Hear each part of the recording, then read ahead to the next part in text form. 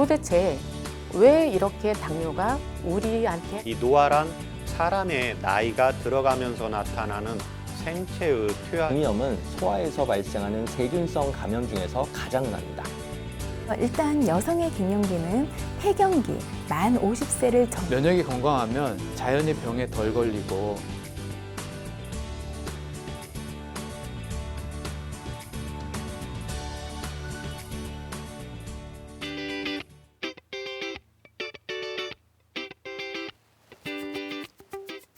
안녕하세요. 건강보감 한의사 김난희입니다.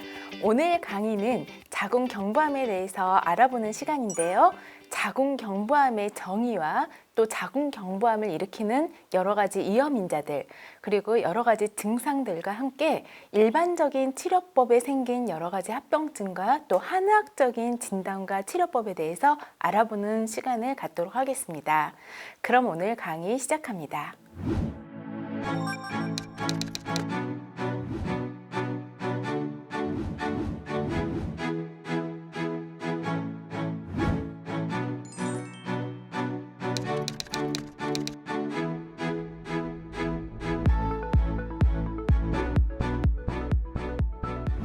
우선 자궁경부암이란 무엇인지 설명을 드릴게요. 우선 자궁경부암이란 자궁의 입구인 자궁경부에 발생하는 여성 생식기 암을 통틀어 자궁경부암이라고 합니다. 자궁경부암은 자궁경부 쪽의 세포가 정상 상태에서 침륜성 자궁경부암에 도달하기까지 여러 단계를 거치게 되는데요. 정상세포가 경증의 이 형성증을 지나서 중등도와 바로 중증의 이 형성증을 갖게 되고, 그러면은 이제 이 경증과 중증의 이 형성증이란 뭐냐면 자궁경부에 염증세포가 증식을 하여 염증 상태가 굉장히 심해진 상태를 말합니다. 하지만 이 단계는 자궁경부암이라고 보기는 조금 어렵고요. 정상과 자궁경부암의 중간 정도의 상태를 일컫습니다. 이 상태를 지나서 염증이 더욱 심화되고 암세포가 너무 증식을 하게 되면 상피내암을 거치는데요. 이 상피내암은 자궁경부암의 연기를 말합니다. 그래서 이 상피내암을 거쳐서 더욱 심화되면 침륜성 자궁경부암에 도달하게 되는데요. 일반적으로 이 상피내암에서 침륜성으로 갔을 때 예후가 굉장히 나빠집니다. 자궁경부암의 종류는 크게 두 가지가 있는데요. 선암과 편평 상피세포암으로 나뉠 수가 있습니다. 주로 자궁경부암의 약 80%를 차지하는 편평 상피세포암이 가장 많은 빈도수를 차지하고요. 나머지 한 10%에서 20%가 선암을 차지하는데 예후는 선암이 더 안 좋다고 보면 됩니다. 발생 부위를 이제 설명을 드리기 전에 우선 간략하게 자궁의 구조와 자궁의 기능에 대해서 설명을 드리도록 할게요. 자궁은 서양배, 그러니까 우리 동양배가 아니라 좀 길쭉한 서양배 모양의 근육기관으로 이루어져 있습니다. 두꺼운 근육층으로 이루어져 있어서 바로 골반 안에 위치를 하는데 앞쪽으로는 방광, 뒤쪽으로는 직장이 존재를 합니다. 임신하지 않은 상태에서는 약 계란 크기, 그러니까 여자들이 주먹을 쥐었을 때 꽉 주먹 쥔 그 정도의 사이즈가 바로 본인의 자궁의 사이즈라고 보면 됩니다. 그래서 자궁에는 이제 하부와 바로 몸체가 있는데 바로 하부, 그러니까 질 쪽에 가까운 곳을 바로 자궁경부라고 하고요. 그리고 자궁 위쪽에 상부에 더 많은 면적을 차지하고 있는 것을 자궁체부라고 합니다. 바로 이 자궁체부는 두꺼운 근육층으로 이루어져 있어서 우리가 여자들이 임신을 했을 때 태아의 발육에 따라서 서서히 발달을 하고 커지면서 본래 자기의 자궁 사이즈보다 한 열 몇 배까지 커지면서 강력한 장력, 힘에 견디면서 그러니까 출산 후에는 다시 원래 원위치대로 돌아가려고 하는 그런 곳이 바로 자궁근층, 체부에 해당이 되고요. 자궁 경부는 바로 질 쪽에, 그러니까 아래쪽에 위치하면서 자궁 입구 부분에서 질과 연결되어 있고 근육 조직으로 되어 있는 자궁 체부에 비해서 좀 더 신축성 있는 조직으로 이루어져 있고 아이가 빠져나오는 통로이기도 하죠. 이렇게 자궁에 이제 크게 체부와 경부로 이루어져 있는데 이런 자궁의 기능은 결국에는 여자들이 임신을 유지하고 출산하는 기능이 가장 큰 기능을 차지하고 있는데요. 바로 자궁 안에서 수정된 난자가 착상을 하면 대략 40주, 그러니까 10개월 정도를 이곳에서 영양분과 산도를 공급받으면서 아이가 자라게 됩니다. 그리고 40주가 지나면 자궁 근육의 수축 작용으로 태아를 출산하게 됩니다. 하지만 이 자궁 경부, 그러니까 아래쪽에 위치한 자궁 경부에 암이 생기면 통계적으로 2019년에 중앙암등록본부라는 곳에서 통계에 보면요, 우리나라 암 전체 암의 발생의 15%나 차지하고요, 여성암의 7위를 차지했다고 합니다.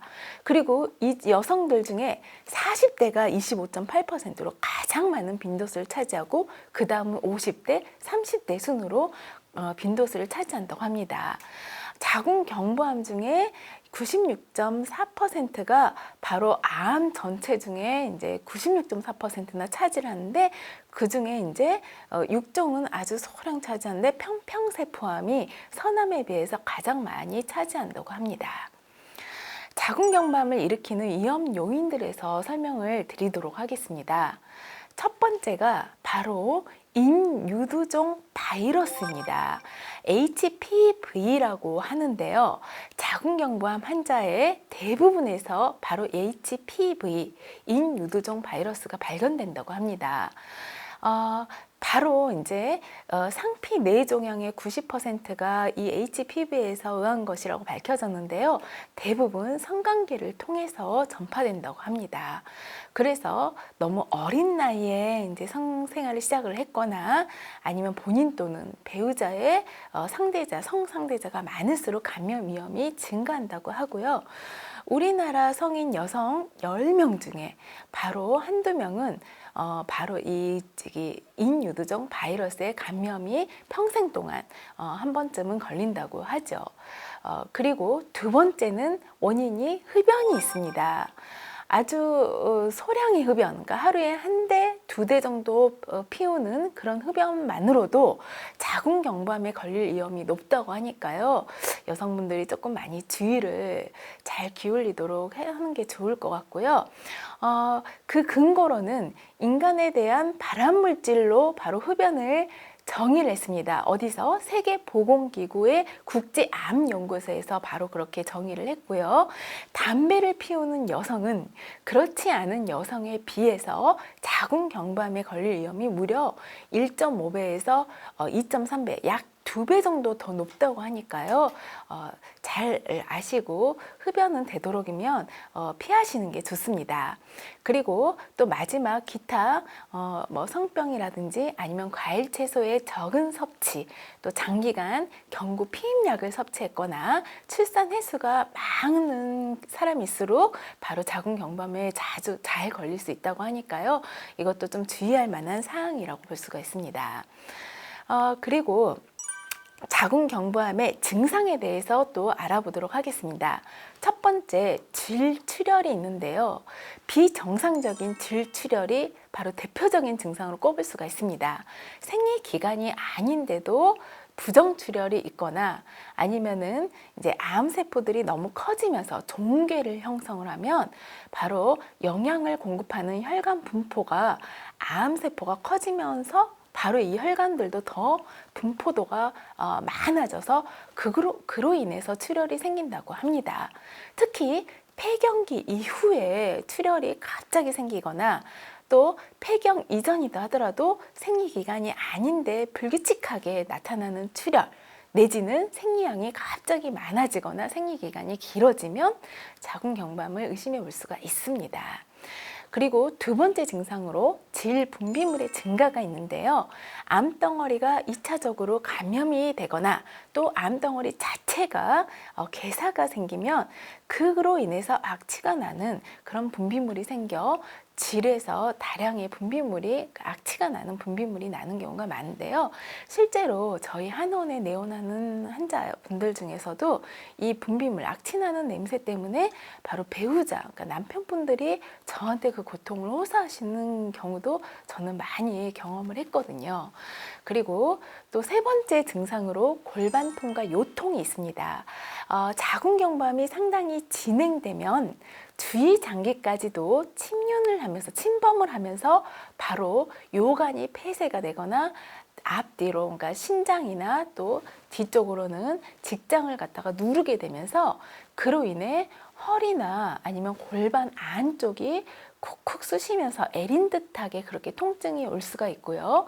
너무 사이즈가 크면 다리 쪽으로도 하지 쪽으로도 방사통이 생겨서 종아리가 굽고 단단해지고 저리저리한 증상이 자주 생기게 됩니다. 그리고 방광이나 직장까지도 전이가 되면요, 배뇨곤란, 그러니까 소변이 잘 누기가 어렵고 소변을 누를 때 혈뇨, 피가 좀 나온다든지 아니면 직장에서 출혈이나 변비 등을 호소하는 경우도 많이 볼 수가 있습니다. 이와 아울러 체중 감소가 있는데요. 자궁경부암이 어느 정도 진행된 상태에서 체중 감소까지 따라 그 증상이 나타나는 경우도 여러 케이스에서 발견된다고 합니다. 자궁경부암은 초기와 중기와 또 말기, 진행된 단계에 따라서 약간의 증상이 다른데요. 초기 때는 대부분이 증상이 없어서 본인이 자궁경부암에 걸린지 잘 모르고 지나가는 경우도 많습니다. 하지만 이제 초기 때는 대부분이 불규칙한 생리기간이 아닌데도 출혈이 있거나 아니면은 붉은색의 질의 분비물이 있거나 성교 후에 출혈이 있으면 바로 이제 검사나 진단을 통해서 확인을 받는 게 좋고요. 중기 때는 소변을 누고 나면 꼭 출혈이 보이시는 경우가 있고 또 소변을 누기가 어려운 배뇨곤란이나 혈뇨가 보이는 경우가 있습니다. 그리고 어느 정도 자궁경부암이 진행된 말기 때는 체중 감소와 악취가 나는 여러 가지 혈성 분비물이 생기거나 심한 골반통과 요통을 함께 동반하는 경우가 많습니다. 일반적으로 산부인과적인 치료 방법들이 크게 세 가지가 있는데요. 첫 번째가 수술요법이 있습니다. 이제 자궁경부암이 생긴 그 위치를 원추 모양으로 절제를 하거나 아니면은 국소적으로 파괴하거나 너무 사이즈가 크면 자궁 자체를 이렇게 다 드러내는 절제술이 있습니다. 그리고 또 두 번째 방사선 치료가 있는데요. 방사선 치료는 수술이 불가능한 경우에 많이 시행을 하게 되는데요. 또 내지는 수술 후에 조직검사 소견으로 암종이 다시 재발이 됐거나 림프절까지 침범을 했을 때 그런 경우에는 이제 방사선 치료가 같이 병행되기도 합니다. 이외에 이제 항암, 화학적인 요법이 있는데 진행성인 자궁경부암, 그러니까 수술 후에 재발 방지를 위한 보존 요법으로 이제 수술하고 나서 방사선 치료까지 한 이후에 맨 마지막 단계에서 대부분 이제 항암 치료를 들어가게 됩니다. 근데 이러한 치료 방법들이 약간씩의 그 합병증들을 겪어서 환자분들이 그 합병증 때문에도 너무 힘들어가지고 또 한의원에 내원하시는 경우가 있는데요. 첫 번째, 수술하고 나면은 수술 직후에 출혈이 있거나 장 폐색이 생기거나 혈관이 손상되거나 앞뒤에 요관이나 직장이 파열돼 가지고 오신 분들이 있습니다.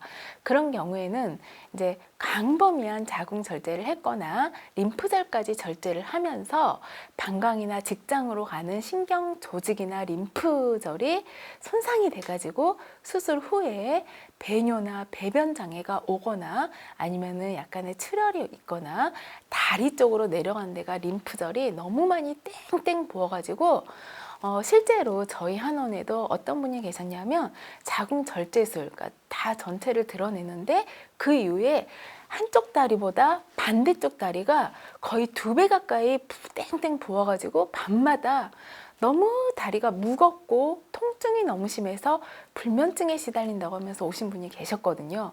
그런 경우에는 이제 수술의 후유증으로 볼 수가 있고, 한방적으로는 침과 여러 가지 한약요법을 통해서 혈행을 좋게 해주고 마사지를 자꾸 해주면서 본인이 겪는 여러 가지 정신적인 심리적인 문제까지 저희가 이제 상담을 통해서 치료해가지고 이렇게 많이 개선되는 경우가 있었습니다.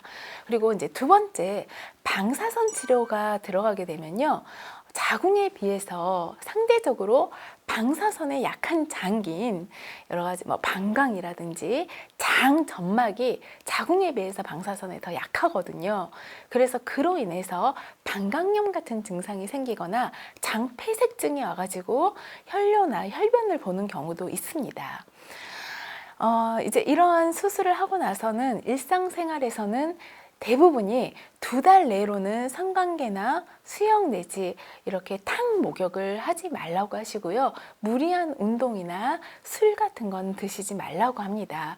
그리고 최소한 6주 동안, 그러니까 1달 반가량 동안은 무거운 물건도 들지 말라고 하고요. 장시간 운전하거나 서 있는 행동도 별로 좋지가 않으니까 주의를 해주시기 바랍니다.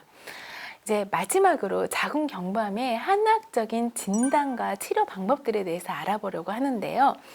일단 한의학에서는 자궁경부암을 크게 3가지의 원인으로 보고 치료를 하고 있습니다.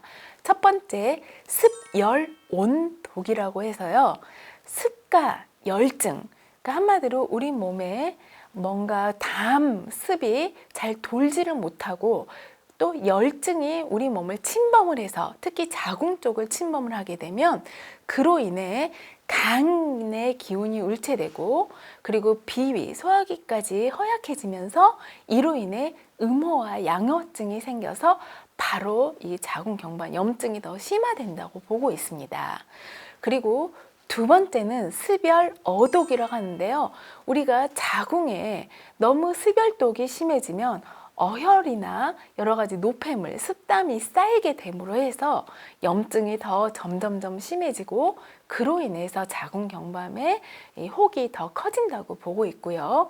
마지막으로 정허어독이라고 해서 이거는 뭐냐면 정의 기운, 그러니까 우리 몸의 면역력이 떨어지고 기가 허해져서 어혈이나 노폐물이 빠져나가지를 못해서 이 염증이 자궁 내에 오래 머물게 되면서 심화되고 또 자궁경부가 암이 더 점점 심해지는 그런 증상을 말합니다.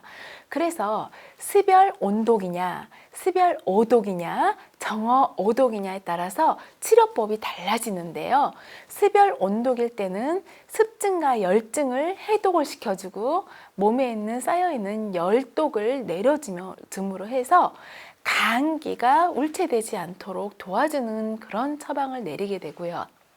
그리고 두 번째, 습열 오독은 몸에 쌓인 어혈과 습담, 노폐물을 주로 풀어줘서 해독요법으로 인해서 이제 치료를 주로 많이 하게 되고요.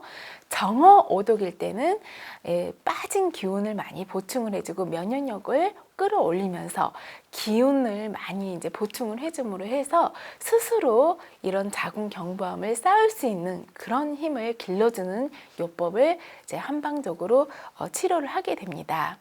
크게 한의학적인 치료 방법은 3가지 치료 방법이 있는데요. 침치료와 뜸치료와 한약 처방이 있겠습니다. 침치료는 기혈순환을 도와서 대사 기능을 좋게 해주어 자궁 내에 쌓여있는 여러 가지 염증과 어혈을 체외로 몸 밖으로 빼주는 역할을 하게 되고요. 이와 함께 침을 놓아줌으로 해서 자궁과 신장과 난소의 기능을 도와주고 자궁의 기능을 회복시켜주는, 원래대로 기능을 회복시켜주는 그런 역할을 해주는 게 바로 침치료입니다. 그리고 두 번째, 뜸치료가 있겠는데요. 뜸은 우리 몸의 신부의 깊은 그 신부 쪽의 온도를 끌어올려 체온을 상승시켜 면역력을 올려주는 그런 요법이라고 볼 수 있는데 바로 온열요법을 통해서 혈액순환을 촉진시켜주고 이걸로 인해서 어혈을 몸 밖으로 더 빨리 빠지게 해주고 또 통증을 많이 완화시켜주는 그런 요법이 바로 온열요법이라고 볼 수가 있습니다. 아울러 기초 체온을 올려서 습단과 어혈, 노폐물 제거에도 훨씬 도움이 되겠죠. 그리고 마지막으로 한약 처방이 있는데요. 아까 제가 말씀드렸듯이 수술이나 항암 치료나 방사선 치료에서 오는 몸이 많이 tum나고 또 여러 가지 합병증이 생기는 그런 증상들을 한약 처방을 통해서 많이 도와주고요. 덜 힘들게 그렇게 해주면서 또 한약이 면역세포를 활성화하고 그리고 떨어진 기력을 보충해서 몸의 이제 그 자궁 기능을 갖다 많이 회복시켜주는 그런 데 많이 도움이 되니까요.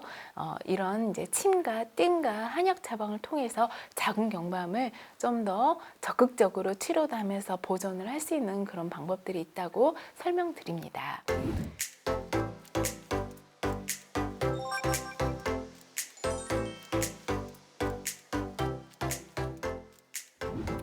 건강 Q&A. 많은 분들이 또 자궁 경부암에 대해서 질문을 주셨는데요. 그 중에 이런 질문이 있습니다.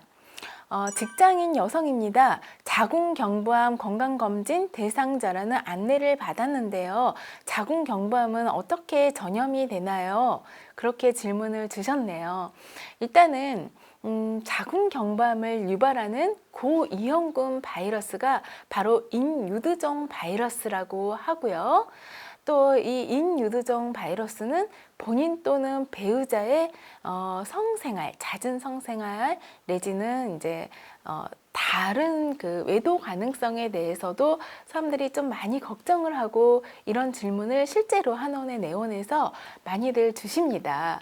근데 물론 1위가 바로 인유두종 바이러스 때문이고 또 인유두종 바이러스는 잦은 성관계에 의해서 또 성대상자가 많을수록 더 위험 인자라고 하니까 다들 걱정을 하시는 거는 타당한 걱정이긴 합니다. 하지만 100%가 아니라는 점을 제가 꼭 말씀을 드리고 싶고요.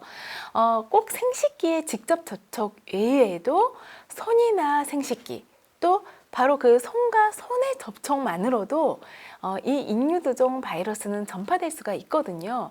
그래서 꼭 그 자책이나 아니면 상대 배우자를 갖다가 의심을 하기보다는 너무 그렇게 이제 무겁게 마음을 먹으면서 스스로 스트레스 받는 거는 오히려 건강에 더 해로우니까 이건 조금 벗어나시길 바랍니다. 예를 들어서 엄마가 바이러스 보유자면 태반을 통해서 아이한테도 전염될 수가 있고 실제로 그런 아이 출산하고 나서 아이한테도 이 인유두종 바이러스는 발견이 된 적도 있고요. 그리고 또 병원 내에서 건강검진을 받다가 여러 가지 세균 바이러스가 제일 병원이 많잖아요. 그래서 병원에서 또 감염을 받는 케이스도 있고요. 또 물건을 공유하는 행위로 그러니까 물건과 손 그 손에서 또 다른 사람 손을 통해서도 전파가 될 수가 있습니다. 그리고 마지막 수혈, 헌혈을 하거나 수혈을 하는 그 과정에서도 또 바이러스를 본인이 받을 수가 있기 때문에 여러 가지 케이스를 통해서 이 인유두종 바이러스는 전염이 되거든요. 그래서 너무 자궁 경부암이 걸렸다고 해서 바로 상대 배우자 내지는 본인을 의심을 하는 거는 오히려 건강에 좋지 않습니다.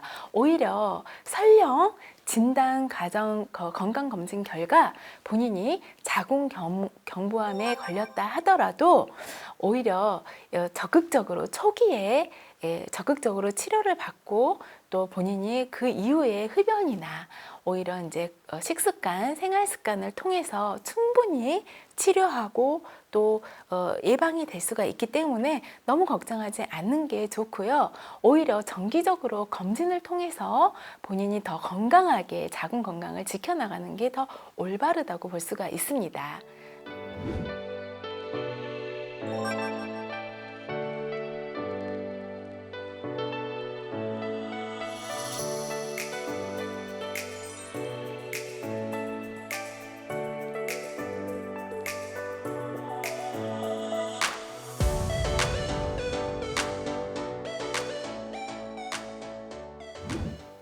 건강보감 이제 마칠 시간입니다. 오늘은 자궁경부암이 어떤 것이고 또 자궁경부암이 걸리는 여러 가지 위험 요인들과 그리고 여러 가지 증상들에 대해서 알아봤고요. 그로 인한 이제 한학적인 치료 방법들에 대해서 설명을 드렸습니다. 다음 시간에도 함께 하시길 바라고요. 더욱 건강해지시길 바라겠습니다. 감사합니다.